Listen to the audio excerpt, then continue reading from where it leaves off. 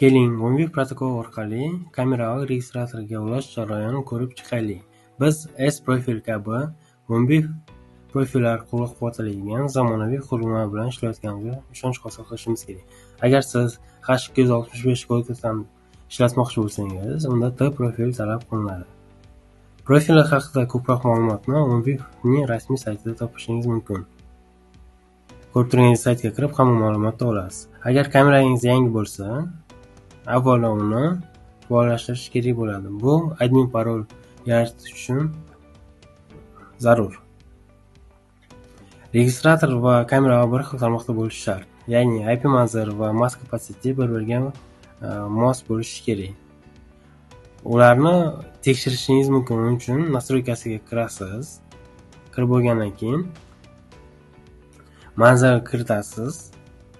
Setivoy adapterni tanlaysiz va manzil kiritasiz. Например, 192.160.0.120 ni terib testni bosasiz. Va natijasi o'ng tarafda pastda ko'rinadi. Если bunaqa IP adres bo'lmasa, manzil almashtiramiz va tekshirib ko'ramiz. Tekshirgandan keyin xuddi shunaqa ma'lumotnoma chiqadi o'ng tarafda pastda. Kamera Mo'nvif portini ham bilish muhim. Masalan, Tianli kamerada u 80 bo'ladi. Kamera Mo'nvif faol ekanini tekshirish kerak. Tianli kamerada bu nastroykadan ko'rishingiz mumkin. E'tibor ko'rib turganingizdek, ikkalasini aktivlashtirasiz. Tianli kamerada e'tibor bering, budjetli modeli Mo'nvif yoki P2P ikkalasidan bittasi ishlaydi. Agar boshqa ishlab chiqaruvchi kamerasidan foydalanishni bo'lsangiz, Mo'nvif qo'llab-quvvatlashni tekshirishingiz kerak. Mo'nvif uchun alohida foydalanish yaratish kerak bo'lishi mumkin. Bu admin haqidagi va ega bo'lish shart. Ko'rib turganingizdek, tekshirasiz, administrator tasdiq qilasiz. Keyin poisk orqali kamera qidiring. Ko'rib turganingizdek chiqdi va добавить knopkasini bosasiz. Agar barchasi to'g'ri bajarilgan bo'lsa, parol, admin hammasi to'g'ri yozilgan bo'lsa, birinchi sekunddan keyin kamera aktiv holatga tushadi. Ya'ni в сети bo'ladi.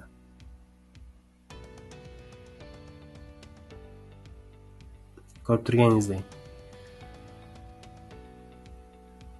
В сети bo'ldi. Zapis va движение hammasi yoqish uchun siz nastroykasiga kirasiz va kerakli raspисание qo'ysangiz bo'ladi va grafik tuzsangiz bo'ladi.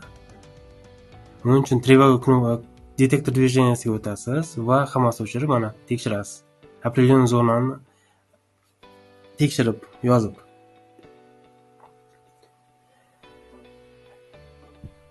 Agar qiyinchilik bo'lsa, Mo'nvif Device Manager yordamchi dastur foydalaning.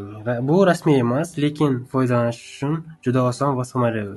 Kamera bilan kompyuter bitta lokal tarmoqda bo'lishi kerak. Masalan, agar IP adres bir segmentda bo'lsa, dastur kamerani ko'rmaydi.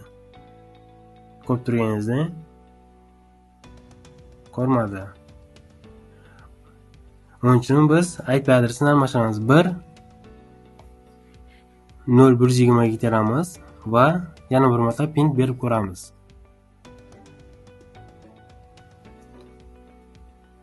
Ko'rib turganingizdek, ping bergandan keyin hammasini ping bor va login parol teramiz.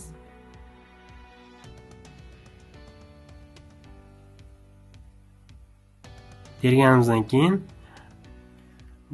bu faol holatda chiqadi. Ko'rib turganingizdek 192.160.120 ishladi va ma'lumot beramiz. 80 portdan kam bo'lishi kerak emas. Ular hammasi H264 da ishlaydi. Если H265 ga qiladigan bo'lsangiz, ko'rib turganingizdek no signal. Bu tushmaydi, ishlamaydi. Almashtiramiz va yana bir marta tekshirib ko'ramiz. Nastroykani bajaramiz va ko'rib turganingizdek videoni ko'rish uchun bosamiz va ko'rasiz. Umid qilamizki, bu video yordam berdi. Tianli uskunaga oid savollaringiz bo'lsa, Telegramdagi texpodдержка guruhiga yozing.